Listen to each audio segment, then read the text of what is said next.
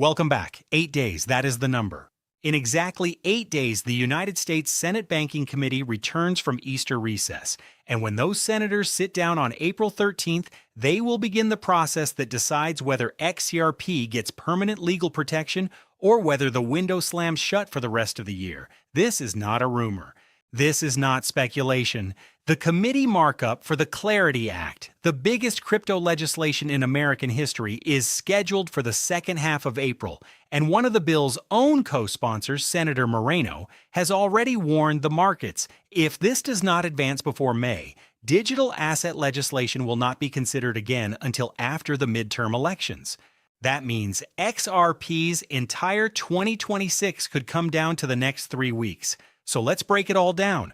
Now, to understand why this vote matters so much, you need to see where XRP is sitting right now. XRP just closed its worst quarter in 8 years, down 27% in Q1, 6 straight red months, the longest losing streak since 2014. And the price is hovering right around $1.30. That is 65% below the all-time high. But here is where it gets strange. During those same 6 months, XRP got every single thing it asked for. The SEC lawsuit ended. Commodity status arrived. 7 ETFs launched. Goldman Sachs built a $153 million position. MasterCard integrated Ripple into its payments network. And the price still dropped 30%. So the question is, what is missing? And the answer is sitting in a committee room in Washington. Words are cheap. Let me show you the receipts. On April 1st, Ripple launched something that has been years in the making.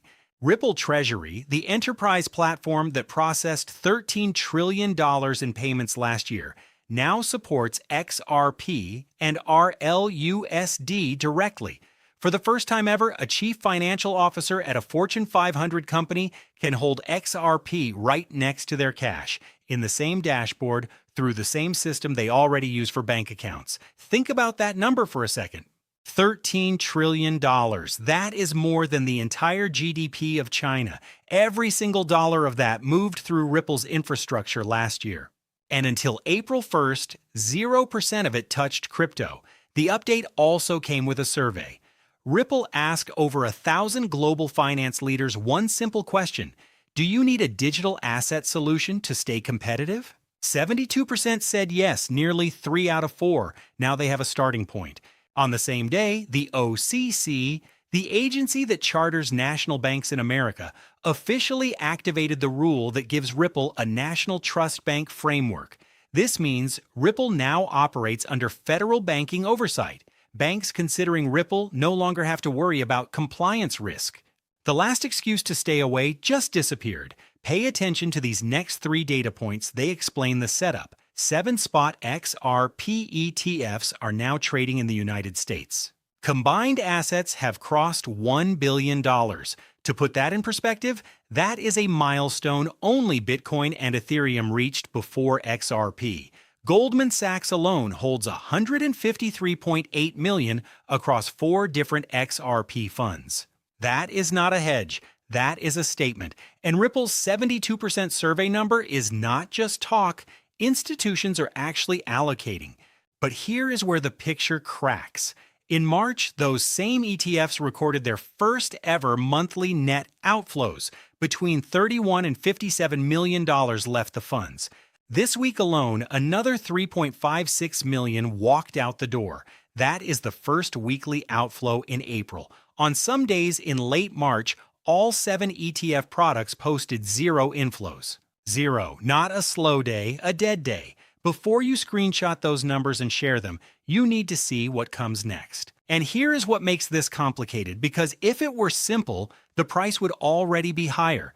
The gap between what Ripple is building and what XRP's price reflects has never been wider. The company won every battle in Q1. Commodity status, bank charter, treasury integration, ETF milestone, and the token still fell 27%. That gap has a name. And the name is macro. I want to pause here for a second and ask you something, because I see this question in the comments every single day.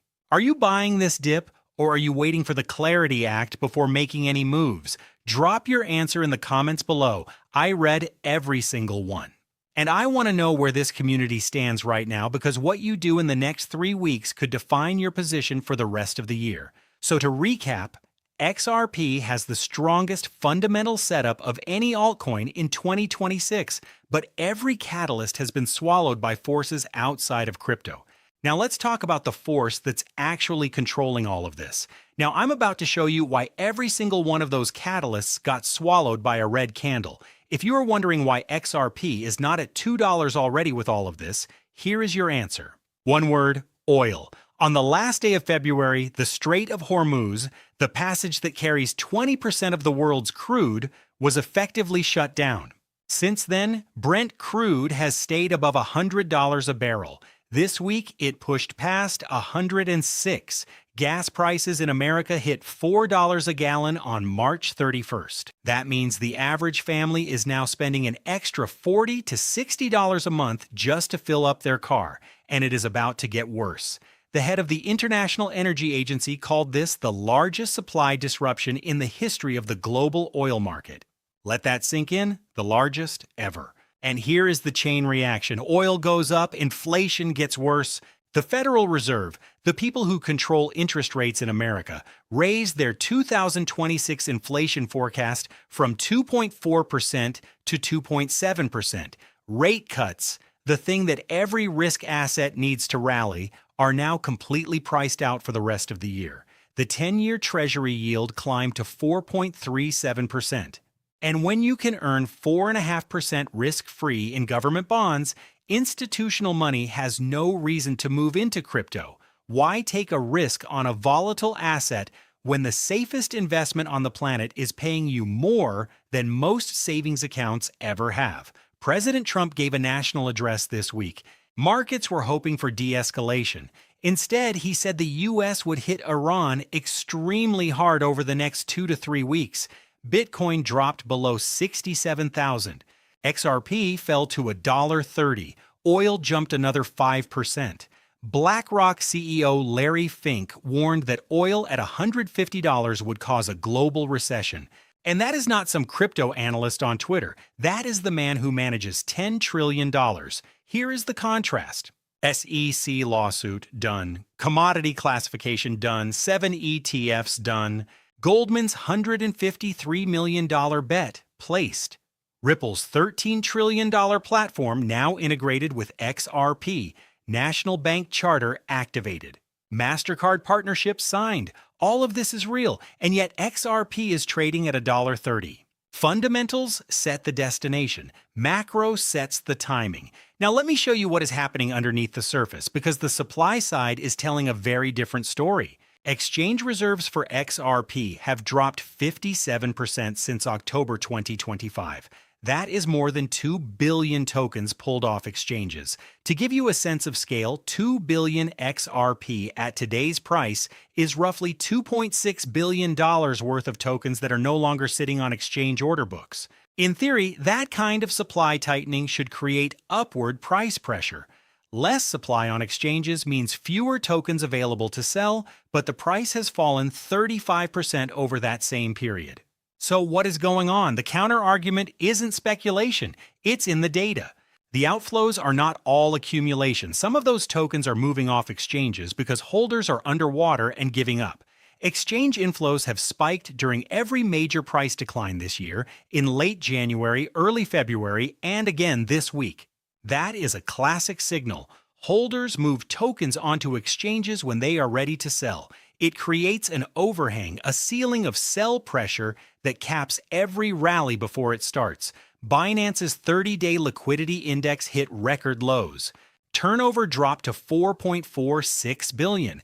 Active addresses fell 42%, meaning fewer people are actually using the network right now than at any point this year. Funding rates on futures turned negative at minus 0.0087%, meaning traders are actively betting on lower prices.